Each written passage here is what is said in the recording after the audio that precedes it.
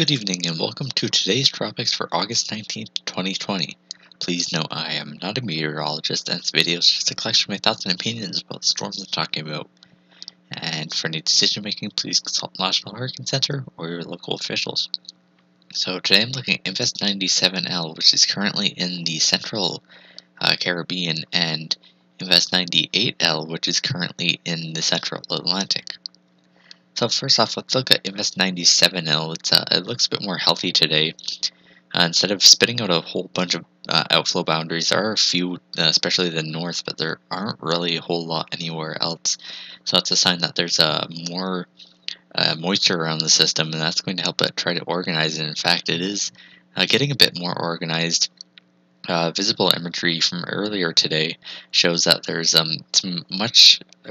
there's some calmer winds toward the south of the wave axis here, which means there's some sort of spin trying to get going. So it is slowly trying to organize, but it is still moving pretty fast off to the west and west-northwest, and this is going to make it hard for it to close off, and that also reduces some of that surface convergence that you want for thunderstorms.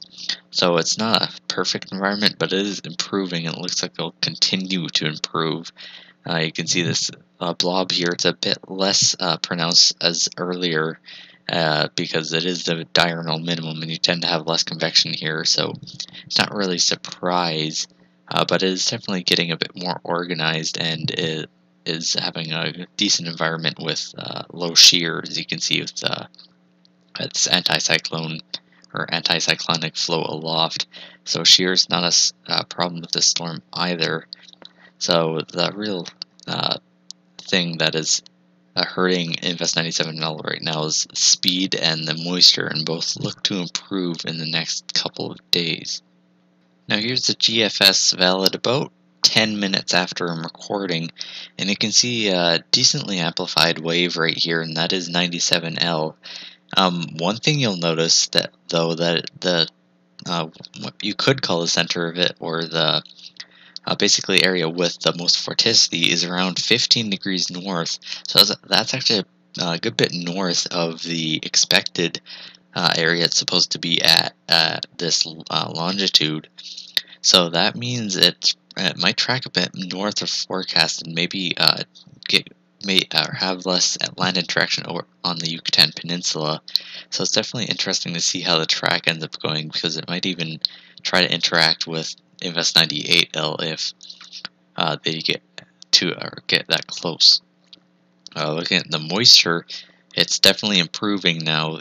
There isn't that west side where there's very dry air. It's moistened a good bit around the system. There's a few dry pockets, some to the north where you have those upflow boundaries, and some to the south. But definitely moisture is less of a problem for Invest 97L at this point. And the forecast isn't huge or hugely different. You're going to have this trough coming down into the Gulf, and that's going to do is it's going to erode the nose of this ridge here, and when that happens, that means you're not going to get that fast easterly flow. Instead, you're going to have some of that more southwesterly flow competing with the easterly flow, and what that does is turn the storm a bit more to the north, and at the same time it cancels out some of the easterly flow, so that as a whole it moves more north and a bit slower. And that's what Invest 97L really needs to organize more, because if it slows down, it's easier to close off into a tropical cyclone, and it's also easier to have surface convergence for thunderstorms. Now, the GFS model doesn't really do a whole lot with this. I'm not sure if I believe that a whole lot right now, because this seems to be one of those sorts of systems that start getting organized here in the central Caribbean as the conditions start to improve, and then end up developing into low end to mid-grade tropical storm in this region. So definitely, if you're in the air, or if you're in the Yucatan Peninsula and Honduras and possibly Belize, definitely keep an eye on this storm. It doesn't look like it'll be too strong, but it's definitely a good idea to keep an eye on the storm. And here is also why I don't really believe the very weak solutions here, because the conditions look pretty favorable once it gets into the northwestern Caribbean, and the National Hurricane Center agrees. They've just upgraded it to 70% chance of TC formation in 48 hours and an 80% chance in 5 days. So they seem to be at least partly discounting the solutions that don't really do anything with it, and as a result, that seems that it will be stronger than the modeling, just because it is in a generally favorable environment with less fast flow, possibly even jet streak interaction, and that would provide some upper level divergence possibly to the north of the storm. That means you'll have some extra convection that will possibly guide it a bit north, because surface convergence there as a result of the convection. And that'll also help it try to organize, because sometimes if you get these jet streaks interacting with a tropical cyclone, then the tropical cyclone tries to get stronger as a result. We'll definitely have to see what it looks like once it gets here, and if the models here try to correct towards a stronger solution, which seems more likely at this point.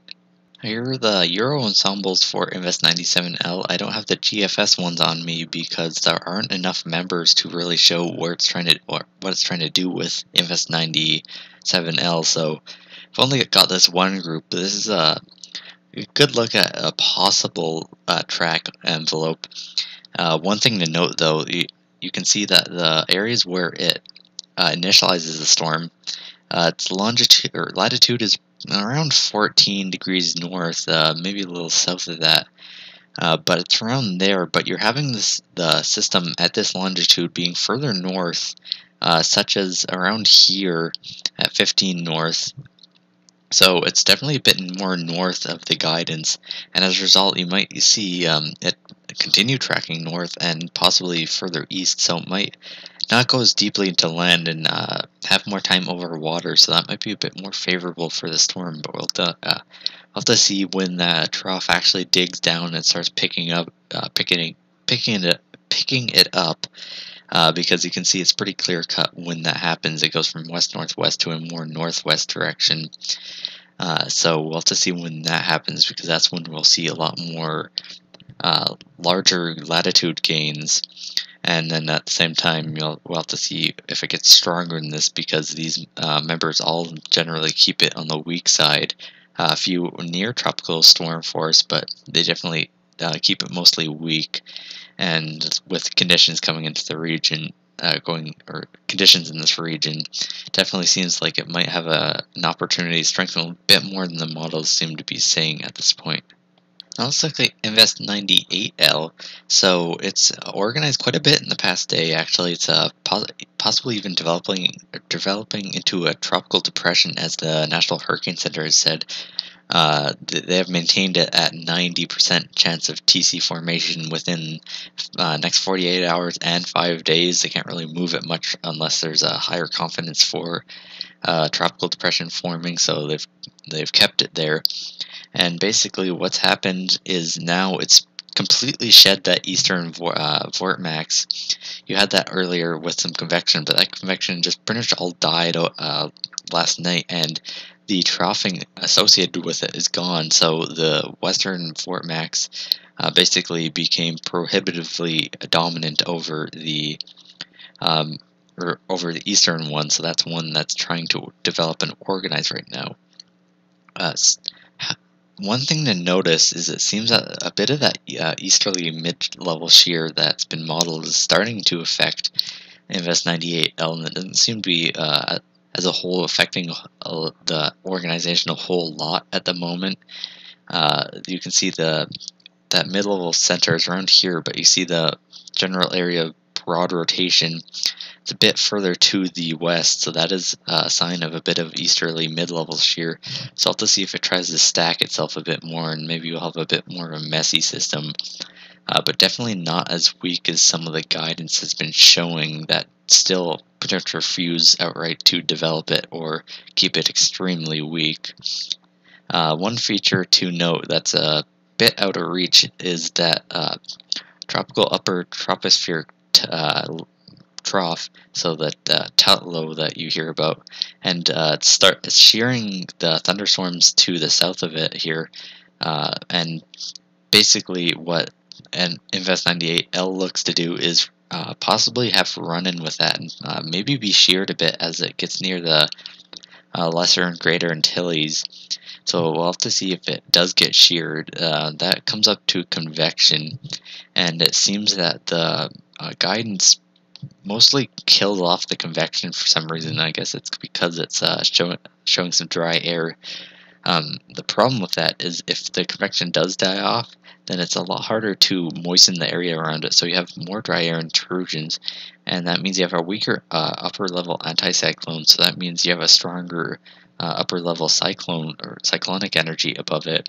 So that means that's more likely to get sheared if that happens. But the guidance hasn't been doing too well even in the short term because there's stronger convection than, for example, the Euro model has been showing. So these models definitely seem a bit more on the bearish side for 98L, but the conditions ahead definitely aren't totally perfect. Now here's the GFS forecast valid just about nowish. You can see that at 700 millibars there's actually 50 knot winds, so it's definitely a pretty windy aloft, except you're not seeing a whole lot of that get to the surface. There are stronger winds between the high and the wave, and you do have that enhanced pressure gradient at pretty much all levels, but it's definitely the strongest at 700 millibars at the moment, and that's causing a bit of that mid-level shear that is slightly decoupling the system, but it's not really super significant at this point, so that it's going to hinder organization evidently, because we are seeing Invest 98L continue to organize and possibly into a tropical cyclone. Circle the wave axis, or generally where the wave is, and you can see that while there is a moist pocket, there is some drier air up ahead, so could have issues with that, and the models seem to be doing a lot, or seem to be weakening it a lot, or making it less organized basically because of this dry air. And given the organization trends and the fact that there is still convection when some of the guidance has said that there wouldn't be, it's kind of hard to believe that that would happen. Once it gets further west around the Bahamas, it really depends, because there's also a possible track over the Greater Antilles, and what that would do is it goes over a lot of mountains in that case, and that would basically keep it from doing pretty much anything, because it keeps getting disrupted by mountainous terrain until it enters into the Gulf of Mexico, and maybe it'll be able to develop then. But the track is definitely important to see where possibly it dissipates again if it is a tropical cyclone, or if it's further north, it would have a better time than if it goes over the islands. That said, the GFS here shows it generally a bit further north into the Bahamas, and what that means is it's going to be under some light easterly winds, not quite under this upper level anticyclone, but given that it's also traveling in generally the same direction as the upper level wind, that means there's going to be low shear. So it definitely looks like a low shear environment, especially as it tracks in the Bahamas. So it looks like after Invest 98L deals with the passing tropical upper tropospheric trough, it might enter into a more favorable environment where shear isn't really a problem. And some of the ensembles actually do that, especially the ones that go more north. You can tell which ones are stronger and which ones are weaker, not even from the colors, but where they go. And it seems to be the same sort of story we've seen, where the weaker systems are to the south and the stronger ones are to the north. That's partially as a result of beta drift, it seems, but also because there tends to be more troughing felt further up, and that's what stronger storms feel. And this is enhanced by the fact that the weaker members take it into the Greater Antilles Islands, and that keeps them weak even in a favorable environment, because there is again that mountainous terrain that the northern members don't have to deal with, and as a result, they start to strengthen a bit more into the Bahamas. And the GFS ensembles here tend to have the stronger members here continue to intensify, and a lot of these ones recurve near the east coast, and then keep these ones weak but intensify a few into the Gulf, but that's a bit further out, more towards past 120 hours, while the Euro ensembles keep it generally even weaker, but keep it a bit more north, so they're in a more favorable environment, just because they're not over the isle or those islands with the mountains. So some of them actually end up intensifying a bit, and some of them do into the Gulf. The ridging is stronger in here, so as a result, even though they are a bit more north, they track into the Gulf of Mexico, it looks like. So definitely, if you're in the Lesser Antilles, especially the northern part, and a lot of the Greater Antilles, keep your eye on Invest 98L, because it does look like, at the very least, it's going to bring some squalls, which could possibly cause some flooding, rain, and possibly some wind in some of those storms. Possibly more than that, but it's hard to tell right now, especially with the guidance being pretty weak, at least with the more typically reliable guidance.